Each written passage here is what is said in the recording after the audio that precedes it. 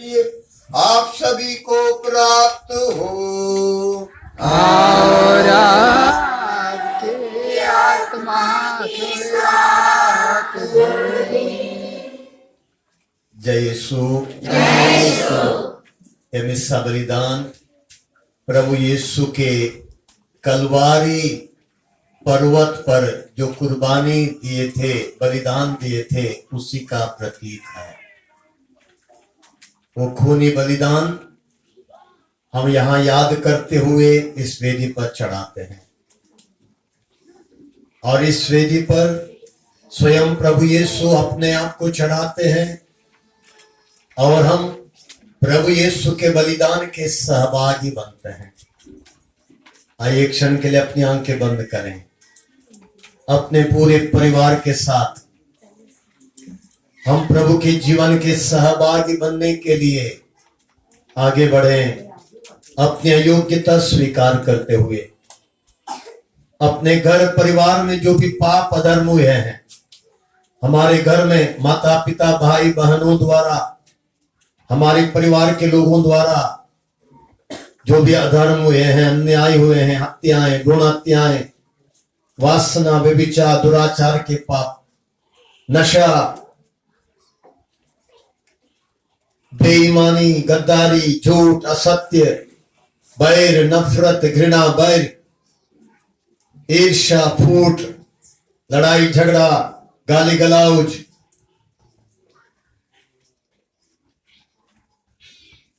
सब कुछ के लिए प्रभु से क्षमा मांगते हुए पूरे परिवार के साथ हम प्रभु के चरणों में आए। हम सब मिलकर बोले, हे भाइयों बहनों, मैं सर्वशक्तिमान पिता परमेश्वर और आप लोगों के सामने स्वीकार करता हूं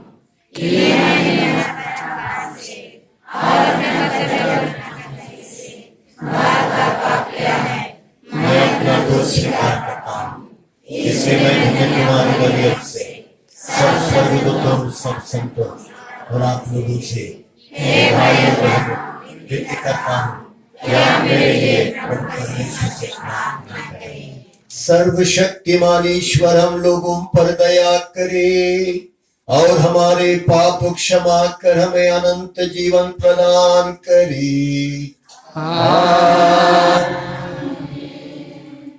हम प्रार्थना करें कि ये योग्य तथा विवेक पूर्ण रीति से तेरी स्तुति करते जाए। आदम के पाप के कारण इन्होंने जो प्रथम गौरव खो दिया था, उसे तेरी महिमा के प्रताप से पुनः प्राप्त कर नूतन प्राणी बन जाए। हम यह मांगते हैं अपने प्रभु और तेरे पुत्र यीशु ख्रिस्त के द्वारा, जो ईश्वर होकर तेरे तथा पवित्र आत्मा के साथ युगानुयुग जीते और राज्य करते हैं।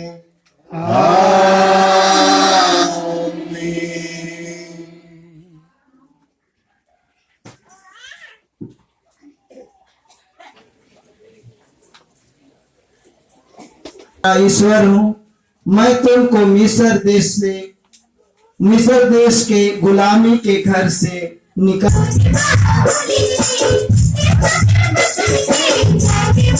पत्र अध्याय 1 वचन संख्याएं 22 से लेकर 25 तक। यहूदी चमत्कार मांगती और यूनानी। प्रभु आप लोगों के साथ हो।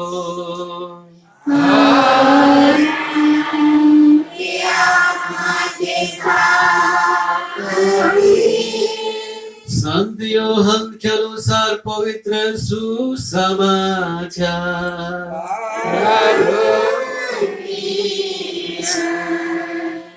अध्याय 2 पद संख्याएं 13 से 25 तक। यहूदियों का पास का पर्व निकट आने पर यीशु यरूशलेम गए। उन्होंने मंदिर में बैल, भेड़े और कबूतर बेचने वालों को तथा अपनी मेजों के सामने बैठे हुए सराफों को देखा। उन्होंने रस्सियों का खोड़ा बनाकर भेड़ों और बैलों सहित सबको मंदिर से बाहर निकाल दिया। सराफों के सिक्के छितरा दिए, उनकी मेजें उलाट दी और कबूतर बेचने वालों से कहा, यह सब यहां से हटा ले जाओ, मेरे पिता के घर को बाजार मत बनाओ। उनके शिष्यों को धर्म ग्रंथ का यह कथन याद आया, तेरे घर का उत्साह मुझे खा जाएगा। यहूदियों ने ईसा से कहा, आप हमें कौन सा चमत्कार दिखाते हैं जिससे हम यह जाने कि आपको ऐसा करने का अधिकार है। ईसा ने उन्हें उत्तर दिया, इस मंदिर को ढह दो और मैं इसे 3 दिनों के अंदर फिर से खड़ा कर दूंगा।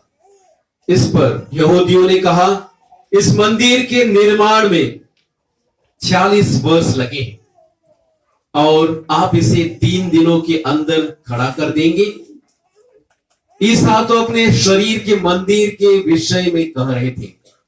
जब वह मृतकों में से जी उठे तो उनके शिष्यों को याद आया कि उन्होंने यह कहा था, इसलिए उन्होंने धर्म ग्रंथ और ईसा के हालेलुया, हालेलुया, प्रभु की स्तुति हो, ईश्वर को धन्यवाद, हालेलुया, हालेलुया, हालेलुया, हालेलुया, जय यीशु। आज के पहले पाठ में हमने सुना, प्रभु कहता है मैं प्रभु तुम्हारा ईश्वर हूं, मैं तुमको मिस्र देश से गुलामी के घर से निकाल लाया, मेरे सिवा तुम्हारा कोई ईश्वर नहीं होगा। प्रभु कहते हैं मेरे सिवा तुम्हारा कोई ईश्वर नहीं होगा। हालेलुया।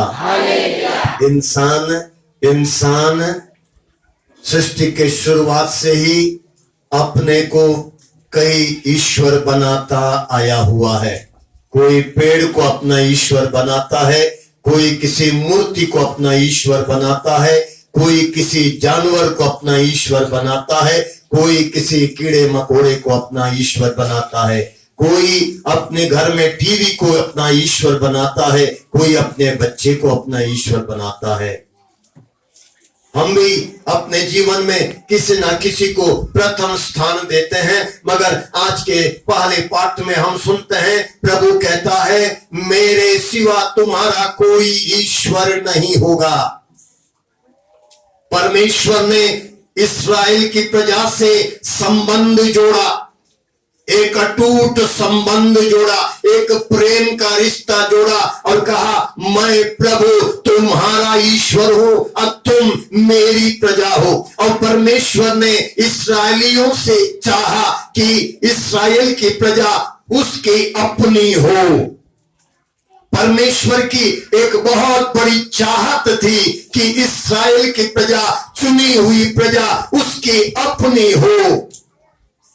और उसी परमेश्वर ने हम सभी को एक एक को नाम लेकर बुलाया और चुना और ये एकत्रित किया ताकि हम भी उसकी अपनी प्रजा हो। Hallelujah, hallelujah.